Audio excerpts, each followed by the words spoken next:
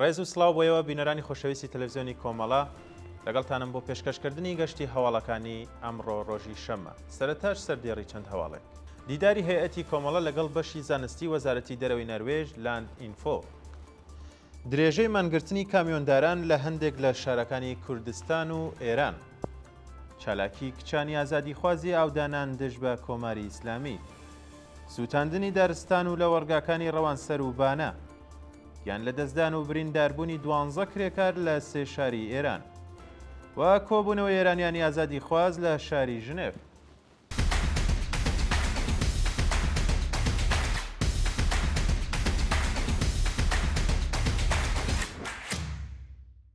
دیداری هەیەتی کۆمەڵە لەگەڵ بەشی زانستی وەزارەتی دەرەوەی نەروێژ لاند ئینفۆ ڕۆژی هەینی 6 ژوەنی 2025 زاینی. شاندێکی کۆمەڵە کە پێگاتەبوون لە حەسەن ڕەحمانپەنا ئەندامی کومیتەی ناوەندی کۆمەڵە، ڕەزا فەتحی ئەندامی کومیتەی نەروێژی حزبی کۆمونیستی ئێران، هێرۆ فەقێبووکانی ئەندامی کومیتەی نەروێژی حزبی کۆمونیستی ئێران، باقی تالەبولعیلم چالاکی سیاسی و ڕاوێژکاری لاند ئینفۆ لەگەڵ شاندی لاند ئینفۆ لە نەروێژ کۆبوونەوە.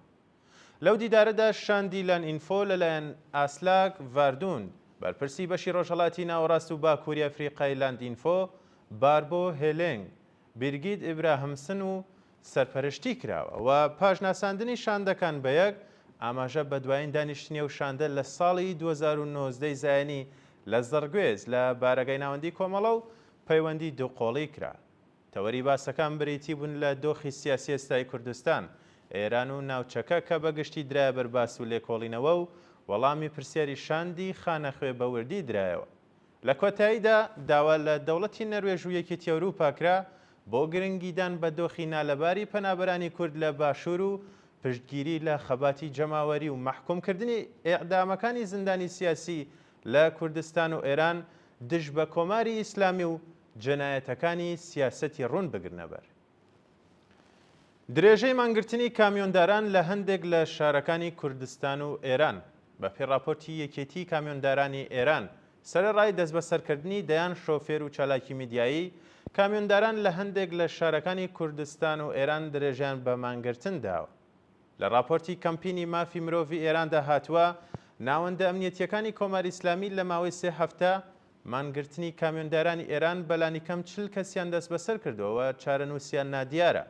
شۆفێرانی بار هەڵگر تەنیا لە ئازگرانی نرخی سوتەمەنی بیمە و پارچەیە دەگی ئۆتۆمبیل و کەمی نرخی کرێبار نائەمنبوونی جادەکان و نەبوونی ئەمنیەتی پیشەیی ناڕزایەتیان دەبڕیەوە، بەڵام وەڵامی حکوومەت بە داخوازیەکانیان بەڵێنی درۆ و سەرکوت بووە.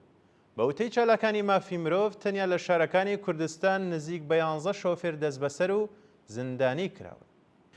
چالاکی کچانی ئازادیخوازی ئاودانان دژ بە کۆماری ئیسلامی بە پێوە دیمەنانی لە تۆڕە کۆمەڵایەتیەکان بڵاو کراوەتەوە. کچانی ئازادیخواز و بەرابەری تەڵەبی ئاودانان بە نێرە حکوومەتیەکانیان ئاگرداوە. هاوکات لەگەڵ سەڵمەرگی خومەینی، کچانی شۆڕژگەڕی ئاودانان هاوشێوەی گەنجانی ئازادیخواز لە شارەکانی ورمێ و کرماشان دژ بە ڕژێمی سەرکوتگەری ئیسلامی چالاکیان ئەنجام داوە. کچانی بەرابەری تەڵەب بە سووتاندنی بە نێرە حکوومەتیەکانی خامنەیی و خومەینی دژایەتی خۆیان لەگەڵ ئەو دەسەڵاتە گەندەڵ و کۆنەپەرستە نیشانداوە و بە توندی یان بە وتنەوەی و دروشمی ژنژیان ئازادی خوازیاری یەکڕیزی کۆمەلگا بەرامبەر بە کۆماری ئیسلامی بوون.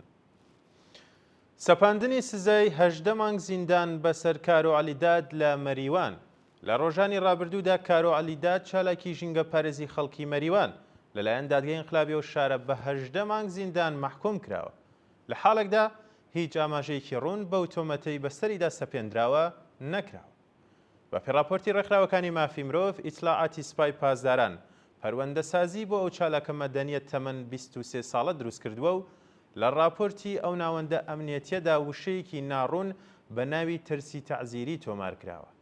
کارۆ عەلیداد لە ڕێکەوتی 14 جۆزەردانی ئەم ساڵ بە تۆمەتی تەبلیغ دژی نظام بە 18 مانگ زیندان مەحکوم کراوە. لە حاڵێکدا زۆرترین سزا بۆ ئەو تۆمەتە لە ئێراندا 12 مانگ زیندانە. سووتاندنی دارستان و لە وەرگاکانی ڕەوانسەر و بانە. ڕۆژی هەینی 16 جۆزەردان دارستان، زەوی کەشاوەرزی و لە وەرگاکانی ڕەوانسەر و بانە سووتێنرا و زیانێکی زۆر بە جوتیاران و ژینگە و سروشتیە و دووشارە گەیشت. بە وتەی سەرچاوەکانی هەواڵ هێزەکانی سوپای پازاران لە سنووری زاڵەی سەر بە شاریبانە بە بیانووی پاکردنەوەی پوش و پاوە ناگریان لە دارستانەکانی ئەو ناوچەیە بەرداوە و بەو هۆیەوە زەوی کەشاوەرزی و بەرهەمی باخداران لە ئاگردا سوتاوە. خەڵکی ناوچەکە لە ئازە و کردەوە نامرۆڤانەیە ناڕزایەتیان دەربڕیوە، بەڵام هیچ لایەنێکی پەیوەندیدار خۆی لە ئازە و کردەوە بەرپرسیار نەزانیوە.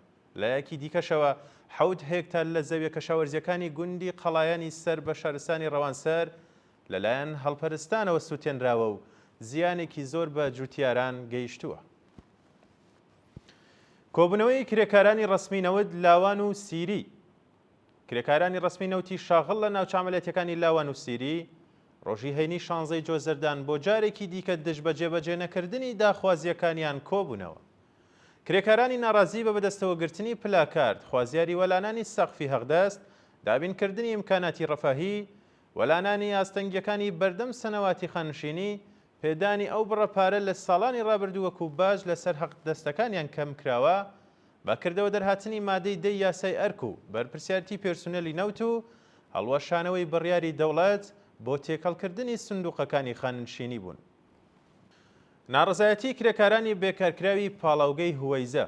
ڕۆژی هەینی 16 جۆزەردان کرێکارانی بێکارکراوی پاڵاوگەی هوەیزە بۆ 15مین ڕۆژی بەردەوام لە بەردەم شیرکەتی گازیە و شارە کۆبوونەوە. بە وتەی ناڕازیان بە چەند ساڵ پێشینەی کاریەوە خاوەنکار قەراردادەکانیانی تازە نەکردوێتەوە، نەبوونی ئەمنیەتی پیشەی ژیان و معیشەتی خۆیان و بنەماڵەکانیانی خستوەتە مەترسیەوە و داوای گەڕانەوە بۆ سەرکار، پێدانی هەقدەسە دواخراوەکان و تەزمینی ئەمنیەتی پیشەیی دەکەن.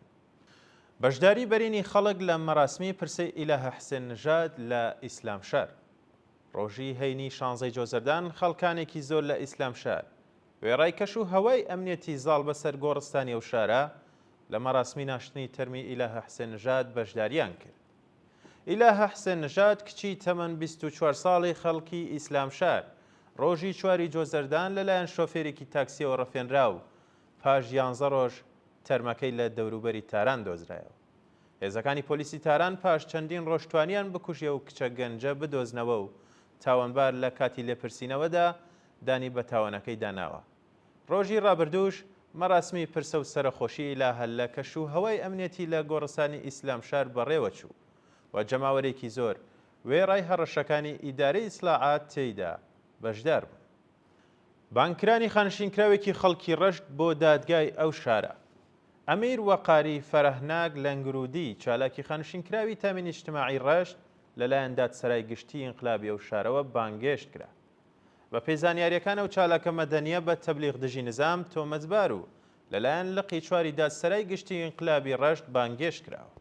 شایانی باسە کە لە ڕۆژانی ڕابردوودا چەندین خانشینکراو بە بیانووی بەشداری لە کۆبوونەوە ناڕەزایەتیەکاندا بانگێشتی ناوەندە ئەمنی و قەزایەکانی ڕژیم کراون.